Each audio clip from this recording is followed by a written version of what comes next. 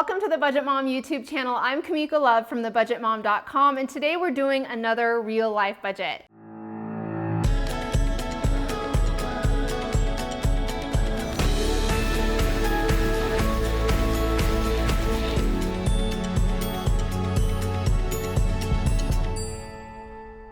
The reason I picked Sam's budget is because her pay schedules are a little bit crazy. They're regular and they're set in stone with their paydays, except she's paid weekly and her husband is paid bi-weekly, which makes quite that's a lot of budgets happening every single month. And so I wanted to show combining paychecks in this video, but also a little background on Sam. So Sam and her husband were high school sweethearts. They live in northern Minnesota. She cleans rental houses for a living, and then her husband is a probation officer. They make good money. Their debt is manageable. They don't have a lot of debt, student loans and a mortgage. And then they have two savings goals, an emergency fund and then also buying a new home. Here's the thing. They have 6 kids, with number 6 just happening recently. So she wanted me to look over her budget to show how I would organize her and her husband's information in the Budget by Paycheck workbook. So let me show you that. So first, let's look a little bit backstory on Sam and her husband. So they live in northern Minnesota, like I had mentioned. What is their why? Why are they on this debt-free or financial journey? It's for their children. So they want to live a debt-free life as an example to our children and to break the bondage of the regular work schedule. So getting out of that regular 8 to 5 Monday through Friday. We want to be able to move at a moment's notice and be able to afford whatever life throws our way. So financial stability, being able to afford those unexpected expenses. So they're high school sweethearts. They were both never taught about money. They live in northern Minnesota. She's 30, husband is 32, and they are over $100,000 in debt. This includes both of their student loans and their mortgage. So she has an AA associate's degree and currently clean vacation rental homes. He has a bachelor's degree working as a probation officer. They just had baby number 6, kids aged 2 through 11. Once winter is over, I'll be able to clean more vacation homes and increase my income by about $250 per week. In college, I used my student loans to live, paying for everything from rent to groceries to fun. Very little actually went to school. We also racked up credit card debt, but we are able to pay it off in 2018. I currently have a spending problem. I spend small amounts very often, leaving me to wonder where all our money has gone. Okay, let's look at their income. They make about $5,600 every month. She's paid every Monday, making $100 a week. He's paid bi-weekly, making $1,600 per paycheck. Now, a couple of additional sources of income. They get the child tax credit on the 15th of every month for $1,300. Remember, they have 6 kids. Now, also, her husband reimburses them from their health insurance for $475 on the 12th of every month. So that's additional income with their paychecks. If we look at their bills, now the funny thing is, we reached out to Sam earlier this year to do her real life budget. We never got to it. So when we reached back out to her, she actually decreased her monthly expenses by a lot. She was able to cut out a lot of the bills that she was paying and got this down to a much smaller list. So she has her mortgage, gym, tithing, phone, electricity. They have YouTube Music. They have Amazon Prime monthly, natural gas, car insurance, water, sewer, garbage, internet. They have Amazon auto ship, meaning that there's things automatically shipped to them for specific items from Amazon, and then life insurance. Their total fixed expenses equal $1,774. Now, if we looked at their variable expenses, they spend about $2,300 a month on variable expenses. $1,400 a month in northern Minnesota for a family of 8. Gas is $400 a month. Health and beauty is $130 a month. They do put $70 a month towards kids, $75 for miscellaneous, $20 a month for cleaning supplies, $35 a month for office supplies, and $200 a month for eating out. And that equals a 2,330. I want to touch on very quickly, if the cleaning and office supplies are for her business, if she's running it as a business, I would have this included in her business budget outside of her personal budget. That's just something that I'm noticing and noting. Let's look at her debt picture. So she has her house. They actually have a pretty small mortgage. It's only $611. They only owe about $76,000 left on the mortgage at about 4.6%. They have their student loans. Now, we all know that right now student loans are on halt, so everybody's student loans is zero until I believe it's January.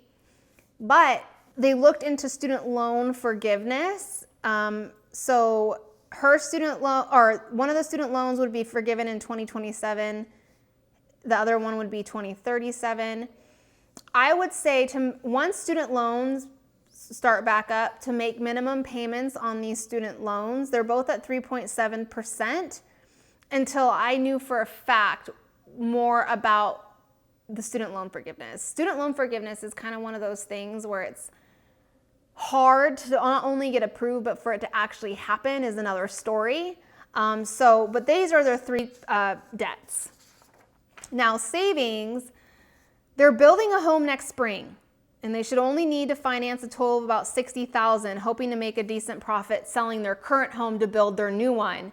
So they do have a $60,000 goal, which is their number one goal. Next is their emergency fund. They currently have $6,000 saved for that. They'd like to get that to $15,000.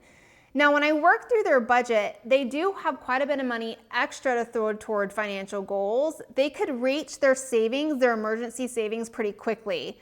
And that's what I'm tackling first, even though they have that new home goal, because we can reach it very quickly. I feel within just probably 4 months or so.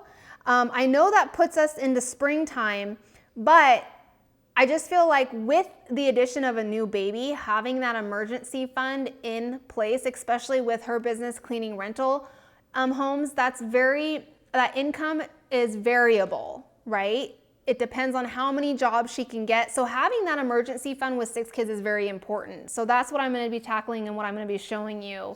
So let's look at her information in the Budget by Paycheck method. Now, I filled out the budget calendar. Even though they're getting paid 1, 2, 3, 4, 5, 6, 7, 8 times in the month of December, you don't have to do 8 budgets. We're going to combine.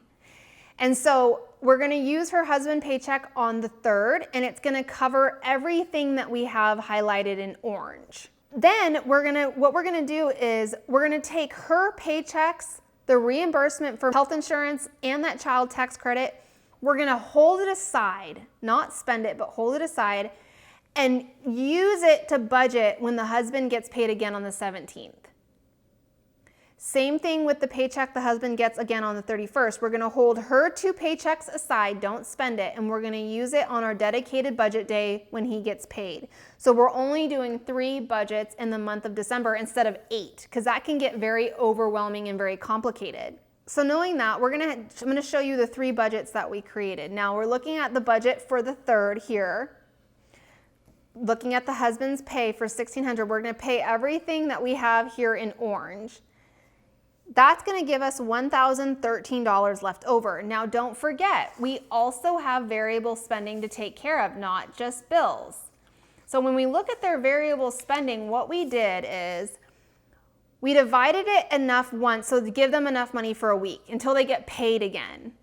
So what we did is the food we're doing $467, gas is $134, health and beauty is $44, kids is $24, miscellaneous is $25, cleaning is $20, office supplies is $35, and then eating out is $67. We gave them the full amount for their cleaning and office supplies since those are smaller amounts. And then with the $197 that was left over, if we take their variable and their fixed expenses, subtract it from their income, we're left with $197. I'm throwing that towards their emergency fund, which you can see here on the budget tracker. If we look at their 3rd budget on the 17th, remember, we're not only having the husband's paycheck, but we have the 2 paychecks she's going to get, the health insurance reimbursement and the child tax credit, giving us $3,575. We're going to pay all these things in purple, so water and sewer, garbage, internet, Amazon auto ship and life insurance, we're left with $3,016 left over. So what we decided to do is with the variable expenses, we just went ahead and gave them the rest of the amount for their variable spending for the month. So food is $933, gas is $266, health and beauty is $86, kids is $46, miscellaneous is $50, and eating out is $133. Now, 6 kids, I don't know if Sam and her husband and their family celebrate Christmas, but anytime I see large families, and I know with me being a single mom, Christmas was one of those things that always put me in debt. It was something that I always stressed about. If you can see from their savings goals, they have absolutely no sinking funds. No preparing for holidays, events, or purchases in the future. And so I wanted to start a little holiday sinking fund for them, $200 a month. If they don't celebrate the holidays, then I would put it all towards their emergency fund, which I did here, the remainder, $1,302. This is what I'm saying. They could really hit that emergency fund, that $15,000 goal. If they really do watch their spending and stay dedicated to their budget, they could hit that fairly quickly. Now, with their last paycheck in the month of December, we are paying some things. Now, the last paycheck, we're using her paychecks and his paycheck. We're going to budget on the 31st, and we are going to start paying for things in January. We're using our last paychecks of December to start covering expenses in January. And you can see all these in green are what we're going to be paying in January. And you can see that with our 12/31 budget. $1,800 of income, we're paying all of the things in green here as for our fixed expenses, leaving us $832 left over. So what do? We do the exact same thing that we did with their first budget in the month, and we're paying, so we did the exact same thing with their variable expenses, giving them enough until they get paid again in January, and then we're gonna put $16 for this paycheck towards their emergency fund. And once again, you'll see when they get to their second paycheck, which will be the 28th in January, they're gonna have leftover income like they did their second budget in December to throw towards their goals in their emergency fund. Now, of course, if Sam says to herself, Miko, $6,000 makes me feel comfortable having that, I really wanna start this new home goal, then she would just have on these budgets, instead of emergency fund, she would just have her home goal listed there. So that's what Sam's information looks like in the Budget by Paycheck method. Now, the Budget by Paycheck method is exactly that. It's budgeting every single time you get paid. But with that, you can combine paychecks and simplify the number of times you are budgeting. Who wants to do 8 budgets every single month? It is nice though to combine and do 3 budgets a month. That way they're able to analyze and look at their finances more often rather than just doing it once a month. Now, I do want to mention, I know that Sam talked about having a spending problem, spending in small amounts and then getting to the end of the month and feeling like she doesn't know where her money went. There's a couple of different things that are going to help with that. Number 1, organization and a zero-based budget.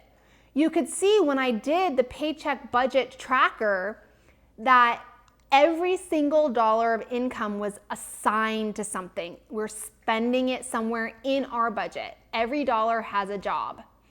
If you create that budget and stick to that budget and the spending plan, then it leaves you with not feeling like, I don't know where my money went. You know exactly where it went because you have an organized budget plan in place. The second thing that's going to help with that is utilizing cash envelopes. Now, I'm not saying she has to have a cash envelope for every single variable category that she had and that I showed, but for the ones that she feels like her spending is out of control, those categories where she's like, all these little purchases are adding up, it's kind of leaving her at the end of the month feeling like, I don't have enough money. They clearly make enough money to reach their financial goals. It's just reining in and gaining control back of those spending habits, those small purchases. Having cash envelopes and knowing exactly how much you have to spend in those variable spending categories that tend to be a problem are really going to help her with that. Also, with the addition of being able to bring in more income during the warmer months for her rental property business, she's going to be able to add even more to her financial goals and hit that emergency fund pretty quickly. And then they can work on that new home goal. Now, like I said, if they feel comfortable with the emergency that they have set in place already, maybe they can do both. Throw a little bit towards their emergency fund to continue growing that, but then throw the rest towards that new home goal so they are working on both. It just comes down to order of importance in the things that they set as priorities. If you found this video helpful, please like it and don't forget to subscribe. Uh-oh, I think we lost audio. Testing, testing. No? Still on? Toby. It just comes down to